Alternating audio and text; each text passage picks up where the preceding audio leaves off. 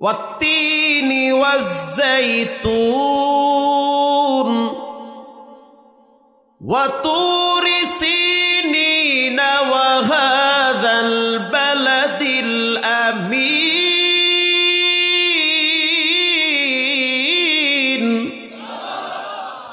আল্লাহ রাব্বুল আলামিন বলেন, 3 ফলের কসম। 3 একটা ফলের নাম, ব্যবহার করলে ক্যান্সার রোগও চলে যাবে, থাকবে না। জাইতুন একটা ফলের নাম, ওখান থেকে তেল তৈরি হয়। জাইতুনের তেল বড় দামি তেল। আল্লাহর রসুল জাইতুনের তেল ব্যবহার করত। সুবহানাল্লাহ। এই 2টা ফল অনেক দামি ফল।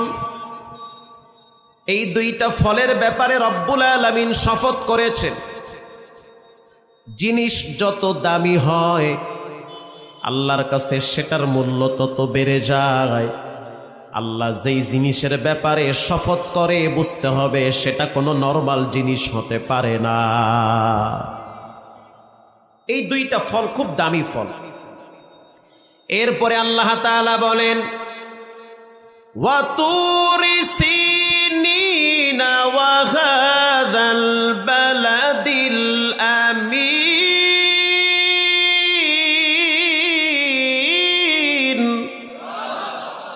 গর্ব সূরা আদমি ইনসা বুদে আহমদ বু জাহালো হামনে কে সাবুদে।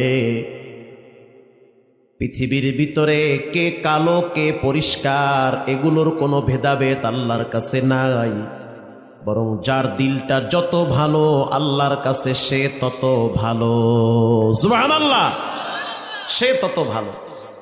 আল্লাহ তাআলা বলেন, তুর পাহাড়ের কসম। তুর একটা পাহাড়ের নাম, সিনাই তুর। যেই পাহাড়ে দাঁড়াইয়া একজন নবী বিনা পর্দায় কথা বলেছেন তিনি হলো পয়গম্বর মুসা আলাইহিস সালাম। আল্লাহর সাথে কথা বলতে বলতে একটা ভাব তৈরি হয়ে গেছে। এবার বলে, রব্বি আরনি, আয় আমার রব তোমার একটু দেখতে মনে চায়। কথা বললে মায়া বাড়ে কি বাড়ে না? ভালোবাসা বাড়ে। আড়াল থেকে কথা বলো, এত সুন্দর কথা, একটু আমারে দেখা দাও।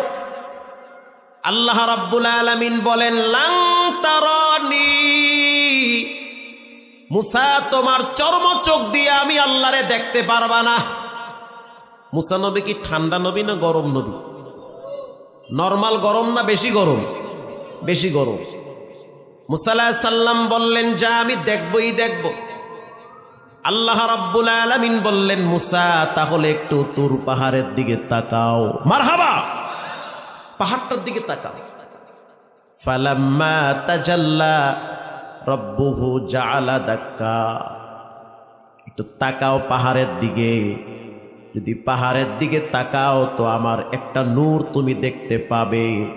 70,000 নূরের পর্দা ভেদ করে আল্লাহ পাকের একটু নূর পাহাড়ে আল্লাহ ছেড়ে দিয়েছে। মুসা আলাইহিস সালাম তাকাবার সাথে সাথে বেহুশ হয়ে গেছে। পুরা পাহাড়ে আগুন ধরে গেছে। আল্লাহু আকবার। সেই পাহাড়ের সুরমা দিয়া মানুষ চোখে লাগায়। আল্লাহর হাবিব সুরমা ব্যবহার করত। কেউ যদি সুরমা ব্যবহার করে তার চোখের পাওয়ার নষ্ট হবে না। কেউ যদি সুরমা ব্যবহার করে তার ব্রেন ঠান্ডা থাকবে। এখন তো বাংলাদেশে অরিজিনাল সুরমা পাওয়া যায় না। ওই দেশের সুরমা বাংলাদেশে আসতে আসতে অর্ধেক 2 নম্বর হয়ে যায়। সেই পাহাড়ের কসম করেছেন রব্বুল আলামিন। এরপরে আল্লাহ তাআলা আরো একটা কসম করেন, ওয়া হাযাল বালাদিল আমিন, পবিত্র মক্কা নগরীর কসম। পৃথিবীর ভিতরে সবচেয়ে দামি ঘর বাইতুল্লাহ।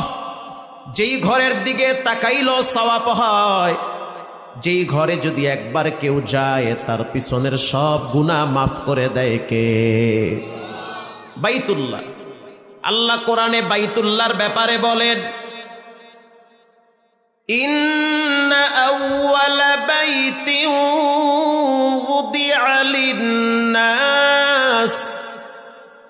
লাল্লাযী বিবাক্কাতা মুবারাকান ওয়া হুদাল লিল আলামিন।